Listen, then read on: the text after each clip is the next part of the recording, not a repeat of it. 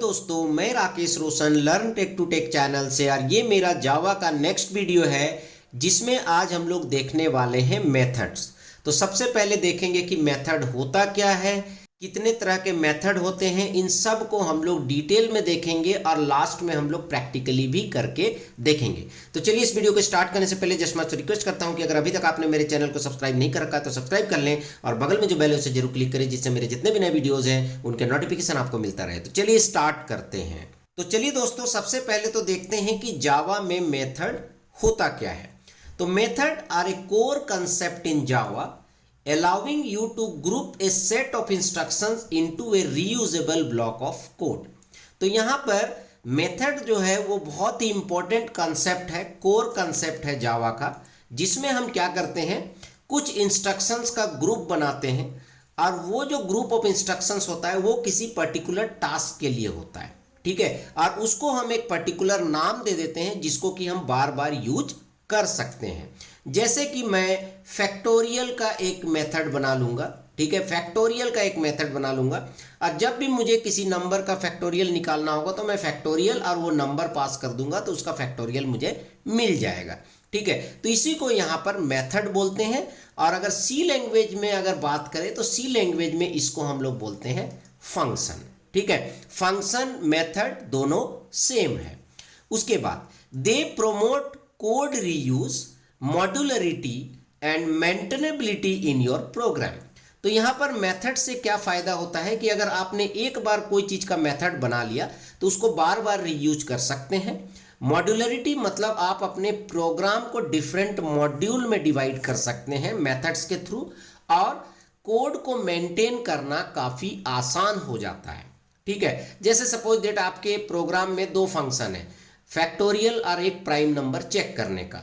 तो suppose date कुछ problem आ रहा है फैक्टोरियल में, तो आप फैक्टोरियल वाले फंक्शन में जाके चेक करोगे, फैक्टोरियल वाले मेथड में जाके चेक करोगे। और अगर प्राइम नंबर से रिलेटेड कुछ प्रॉब्लम आ रहा है तो आप प्राइम नंबर वाले मेथड में जाके चेक करोगे। तो क्या है कि कोड को मेंटेन करना आसान हो जाता है, ठीक है। उसके बाद है व्हाट इज ए मेथड। तो method is a block of code that performs a specific task and can be executed when called. तो मेथड क्या है कि एक ब्लॉक ऑफ कोड है, ठीक है, जिसका एक नाम होगा और वो किसी पर्टिकुलर टास्क को करने के लिए होगा, पर वो एग्जीक्यूट तब करेगा जब आप उस मेथड को कॉल करेंगे, जब उसे आप बुलाएंगे, ठीक है। इट हेल्प्स टू, ये किस चीज में हेल्प करेगा, break down large problems into a smaller and manageable task. जैसे आपके पास बहुत बड़ा कोई प्रोजेक्ट है, बहुत बड़ा कोई प्रोग्राम है, तो उसको मेथड्स में आप जो है ब्रेक कर सकते हैं। Reuse code across multiple parts of a program. एक बार अगर आपने मेथड्स बना लिया तो उसको आप रीयूज कर सकते हैं। और increase code readability and maintainability, ये क्या करता है, आपके कोड को बहुत ही इफिशियंट बनाता है और मेंटेन आप सही से कर सकते हैं, जिसको कि ऑलरेडी मैं बता चुका हूं। अब हम लोग आते हैं कि मेथड का स्ट्रक्चर क्या होगा, मेथड हम लोग कैसे डिक्लेयर करेंगे, कैसे डिफाइन करेंगे।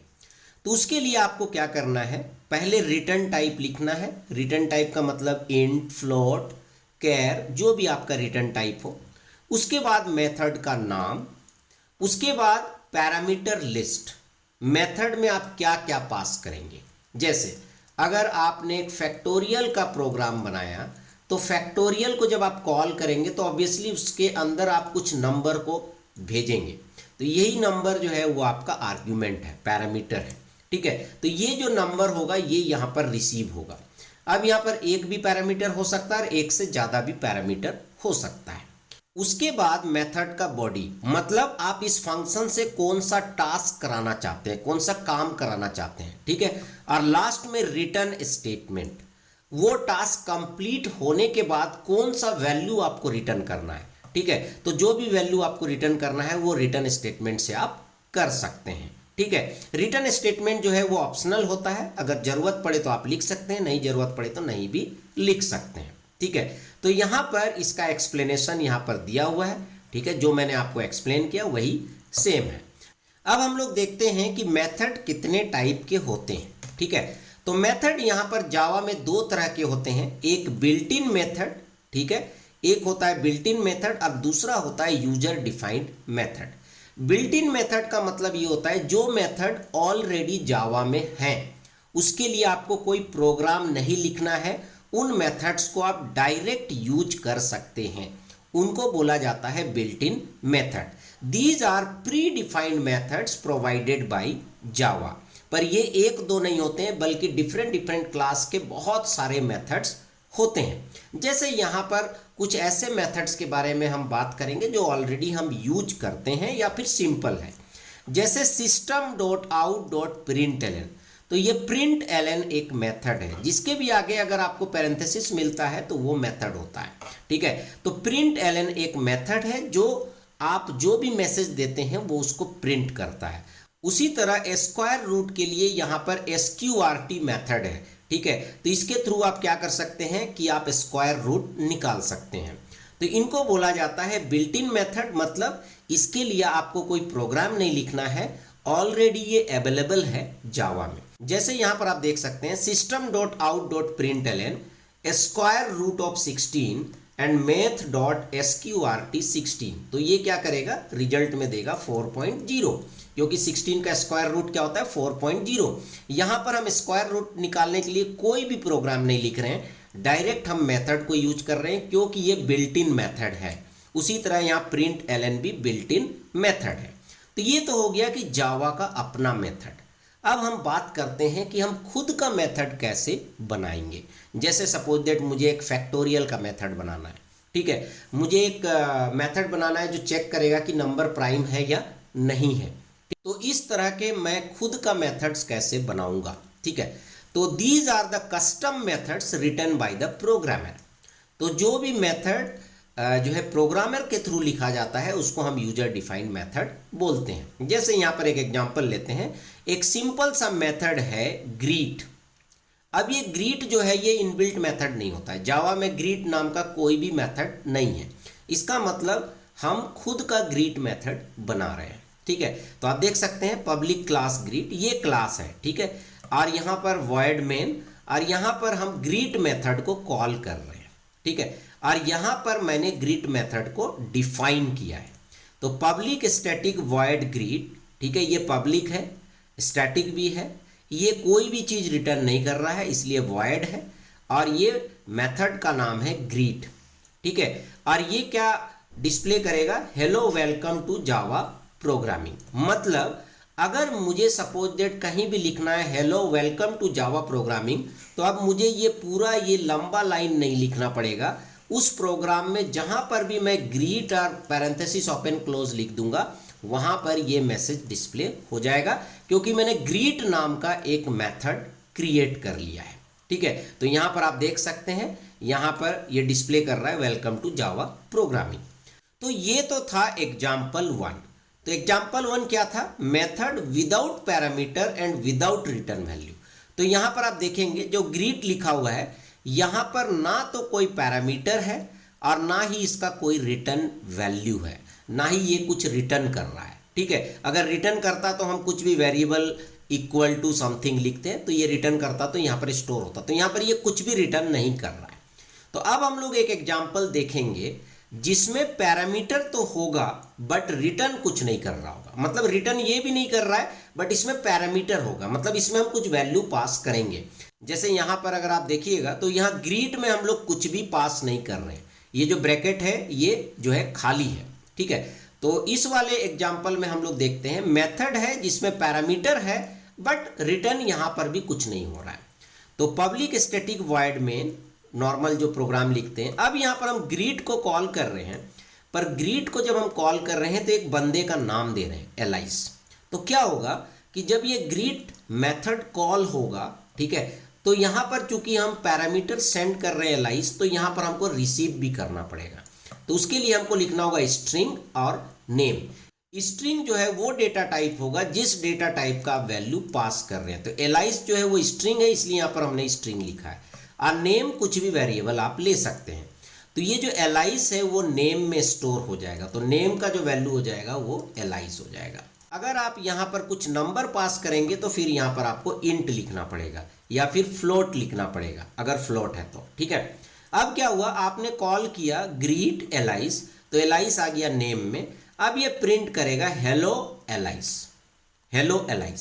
सपोज दैट यहां पर हम लिख देंगे ग्रीट और ब्रैकेट में लिख देंगे रमेश, ठीक है, तो ये प्रिंट करेगा हेलो रमेश। तो अब क्या हो रहा है कि हेलो रमेश।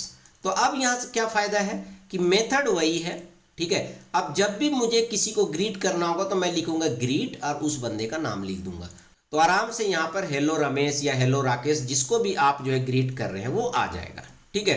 तो ये हो गया method with parameter and without return value. अब नेक्स्ट एग्जांपल देखेंगे जिसमें पैरामीटर भी होगा और रिटर्न वैल्यू भी होगा, method with parameters and with return value. तो चलिए देखते हैं कैसे करेंगे।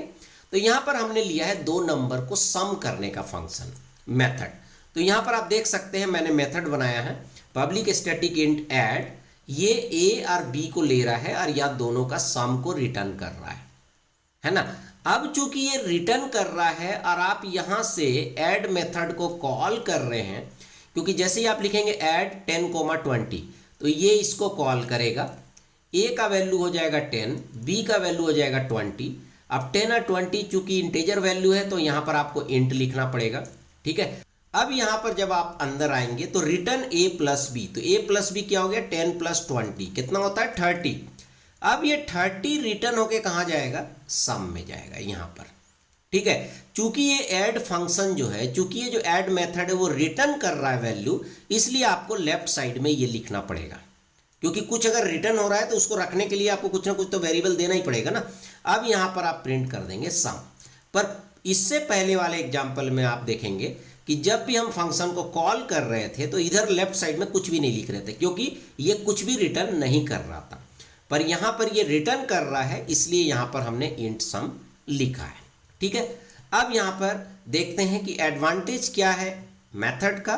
तो कोड रीयूजेबिलिटी है, बेटर कोड ऑर्गेनाइजेशन है, इंप्रूव रीडेबिलिटी एंड मेंटेनेबिलिटी है और ईजियर डिबगिंग एंड टेस्टिंग है। तो ये कुछ जो है एडवांटेज है, ठीक है, मेथड का। यहाँ पर मैंने थियोरेटिकल पर्पस के लिए लिख दिया है कि क्या एडवांटेज होता है मेथड का, क्योंकि अगर आप कोई एग्जाम का तैयारी कर रहे हैं, ठीक है, या आपके टेस्ट का तैयारी कर रहे हैं तो आप लिख सकते हैं, ठीक है। अब इन सब को हम लोग प्रैक्टिकली करके देखेंगे, ठीक है। तो यहाँ पर मैं क्या करता हूँ, ये वाला जो प्रोग्राम है इसको मैं ले लेता हूँ, ठीक है। यहाँ पर इसको मैं पहले जो भी लिखा हूँ इसको डिलीट कर देता हूँ, ठीक है, और यहाँ पर मैं इसको कॉपी कर लेता हूँ, ठीक है। और इसी में मैं कुछ कुछ चेंजेज करके जो है प्रोग्राम हम लिखेंगे। तो यहाँ पर हमने लिख दिया पब्लिक स्टैटिक वॉइड मेन, ये आपका मेन यहाँ का क्लोज हो गया।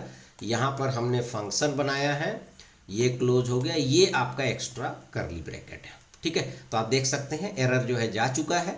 अब अगर हम इसे रन करेंगे, पहले मैं रन कर लेता हूँ, तो आप देख सकते हैं सम इक्वल टू 30 आ रहा है, क्योंकि यहाँ पर हमने ऐड मेथड लिखा है, ठीक है। अब जैसे ही मैंने ऐड 10,20 दिया तो 10 जो है वो आपका यहाँ पर कॉपी हो रहा है, 20 आपका यहाँ पर कॉपी हो रहा है और ये फिर रिटर्न कर रहा है a + b जो कि 30 है और वो सम में स्टोर हो रहा है और ये डिस्प्ले कर रहा है, ठीक है। अब हम क्या करते हैं, हम फैक्टोरियल का प्रोग्राम लिखते हैं, ठीक है। तो यहाँ पर मैं लिखता हूँ फैक्टोरियल, ठीक है, और फैक्टोरियल और यहाँ पर मैं वैल्यू दे देता हूँ कोई भी 5, ठीक है।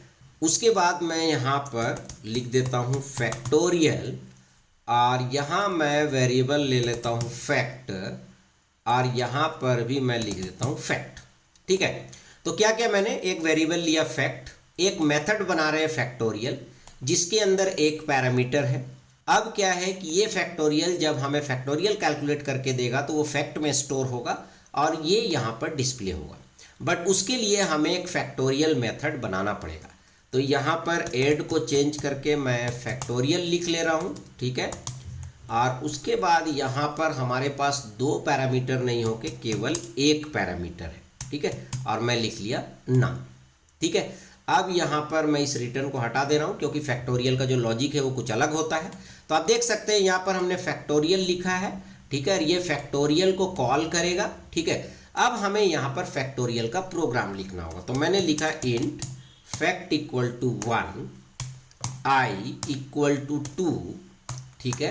और फॉर लूप हम चलाते हैं i इक्वल टू 2 से, यहाँ पर 2 लिखने का कोई ज़रूरत नहीं है, और सेमी कोलोन, ठीक है। उसके बाद i less than equal to num और semicolon i plus plus, हो गया। और यहाँ पर लिख दूंगा fact equal to fact into i। तो बड़ा ही सिंपल सा लॉजिक है फैक्टोरियल कैलकुलेट करने का। तो हमने फैक्ट इक्वल टू 1 ले लिया। अब यहाँ पर 2 से लेके जो भी नम का वैल्यू, चूंकि यहाँ पर 5 है तो 5 तक चलेगा, 2 से 5 तक, और हर बारी ये मल्टीप्लाई होके फैक्ट में स्टोर हो जाएगा। और फाइनली हम क्या करेंगे, रिटर्न कर देंगे फैक्ट को, ठीक है। तो अब मैं इसे सेव करता हूँ। तो जैसे ही मैं रन करूँगा तो आप देख सकते हैं फैक्टोरियल 120 आ रहा है। अगर मैं यहाँ पर 6 लिखता हूँ और सेव करके मैं इसे रन करता हूँ तो यहाँ पर आप देख सकते हैं आ रहा है फैक्टोरियल इक्वल टू 720। तो इस तरीके से आप जो है फंक्शन का प्रोग्राम लिख सकते हैं।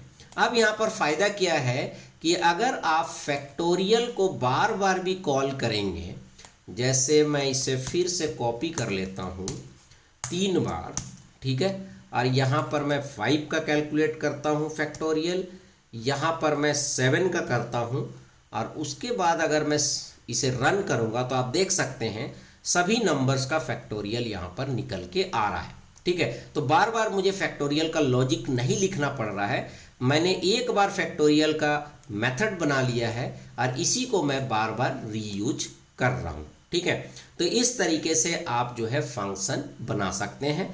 तो इस वीडियो में आपने देखा कि फंक्शन होता क्या है, ठीक है, उसका स्ट्रक्चर क्या होता है, कितने टाइप के फंक्शन होते हैं, और यूजर डिफाइंड मेथड या जो फंक्शन है वो कितने तरीके के होते हैं। पहला जिसमें कोई पैरामीटर, कोई रिटर्न वैल्यू नहीं होता है। दूसरा जिसमें पैरामीटर तो होता है बट रिटर्न वैल्यू नहीं होता है। और तीसरा जिसमें कि पैरामीटर भी होता है और रिटर्न वैल्यू भी होता है। तो चलिए दोस्तों, आई होप कि आपको वीडियो पसंद आया होगा। अच्छा लगा तो लाइक करें, शेयर करें, कमेंट करें, और अगर अभी तक आपने मेरे चैनल को सब्सक्राइब नहीं कर रखा तो सब्सक्राइब कर लिया और बगल में जो बेल है उसे जरूर क्लिक करें, जिससे मेरे जितने भी नए वीडियोज़ हैं उनके नोटिफिकेशन आपको मिलता रहे। Thank you and good bye.